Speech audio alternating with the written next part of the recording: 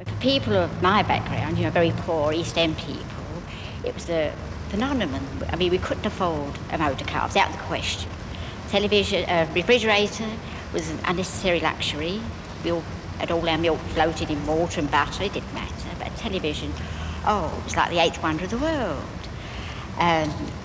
For a few pounds there and so much a month, we was able to obtain perhaps a 12-inch set.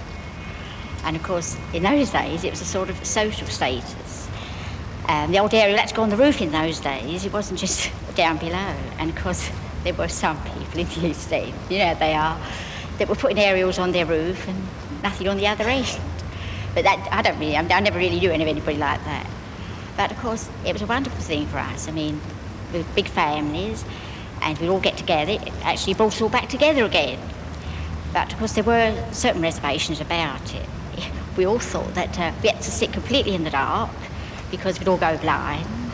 The other thing was that my poor old mum used to sit right at the back, and I used to say, "Come on, Mum, down the front." She said, "But it might blow up."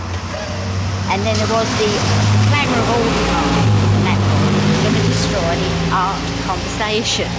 Well, what we were talking about before we had television, I don't know. It was the conversation on the bus, the station, everybody. What did you see? Sore eyes. You've been watching the old telly last night? But gradually, we got used to it. We all sat around, and when had teething troubles, there were times during the week it's not our fault. It's the telly would break down or something, and we'd all nip out quick to the loo and make a sandwich. I think some of the programmes, because it was BBC only in them days, and of course some of the programmes were a little bit above our head. They were a little bit highbrow, slightly middle class. They play. We didn't really mind that because it was a fantasy. We got away from that kitchen sink, and the lovely plays with perhaps Gwen Watford or Catherine Brake or Isabel Dean. It made us feel that we was escaping from that kitchen sink. We didn't mind kitchen sink dramas if they weren't gut-wrenching, miserable. If they were comedy, we didn't mind. But because with most of the plays then, you automatically identified yourself perhaps with someone in that play or the situation. And I think that's why we used to like the comedies, the I Love Lucy shows and all them sort of things. I think also it was fairly well based out. I mean, there were programmes for the children. I mean, I think the first two words my eldest son said were Bill and Ben. And of course, like the modern version now of yoga and isometrics, we had Eileen Fowler. She tried to keep us all slim. And we all secretly, I think women, secretly admired but Donald Hobley. He was our man. And what did the men have? Oh, they had Barbara Kelly and Isabel Barnett in What's My Line, Gilbert Harding. And it was funny about that programme because you had to guess what the person's line was.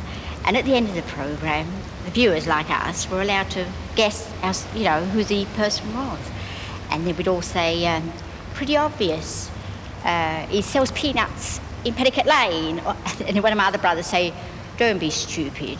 You see, he's a water diviner. We used to have a giggle. But they were nice programmes. As you say, the plays were good. I think the acting weren't quite as good as we see today. But then, as I say, we had our Sweeney was Dixon of Dock Green, and Harry O was Fabian of the Yard, something like that.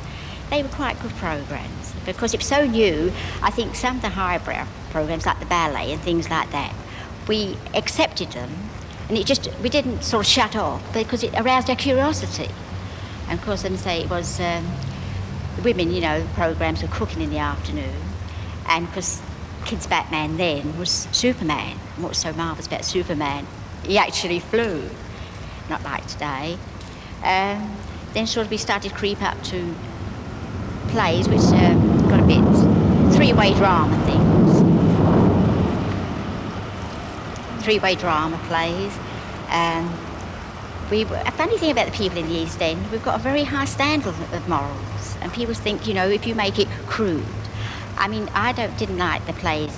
I think most writers thought then they had to shock us. Now, I didn't mind being shocked with the unreal. I don't mind being shocked with a man coming out of a coffin, but I don't like being shocked with sex. I think sex is something that, I mean, you can imagine, if you see two people going into a bedroom holding hands or looking boss-eyed at each other, you know what they're going to do in that bedroom, so it's not necessary. But I think they thought, like young Ken Russell and Johnny Spade, their plays were, I think they thought that to shock us, and I think that's where it went a bit funny, you know, we started to go off.